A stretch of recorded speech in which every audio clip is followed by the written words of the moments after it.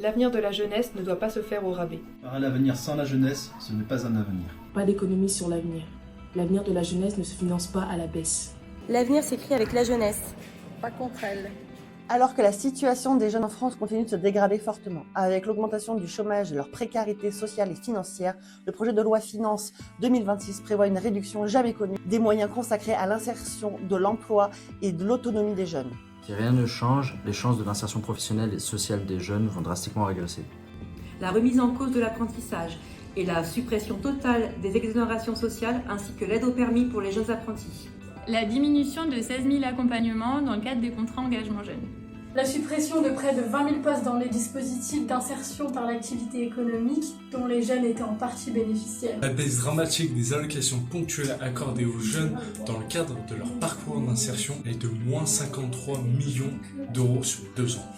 La régression de près de 20% des crédits accordés aux missions locales sur 2 ans. Alors que le nombre de jeunes accompagnés, notamment des mineurs, augmente de 8% en 2025, avec de graves conséquences tant sur l'emploi de leurs salariés que sur la qualité de l'accompagnement des jeunes.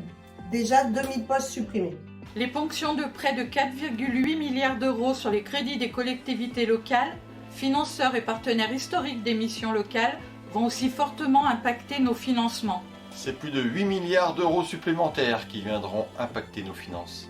Demain, devrons-nous arrêter d'accompagner les jeunes habitant en zone rurale ? Demain, devrons-nous arrêter d'accompagner les jeunes en situation de handicap? Demain, devrons-nous arrêter d'accompagner les jeunes mineurs? Demain, devrons-nous arrêter d'accompagner les jeunes avec des problèmes de logement? Demain, devrons-nous arrêter d'accompagner les jeunes avec des problèmes de santé? Demain, devrons-nous arrêter d'accompagner les jeunes avec des problèmes de mobilité? Demain, devrons-nous arrêter d'accompagner les jeunes étrangers? Couper les ailes aux missions locales, c'est empêcher les jeunes de prendre leur envol. Moins de moyens, c'est moins d'avenir. La jeunesse n'est pas une dépense. C'est un investissement dans l'avenir.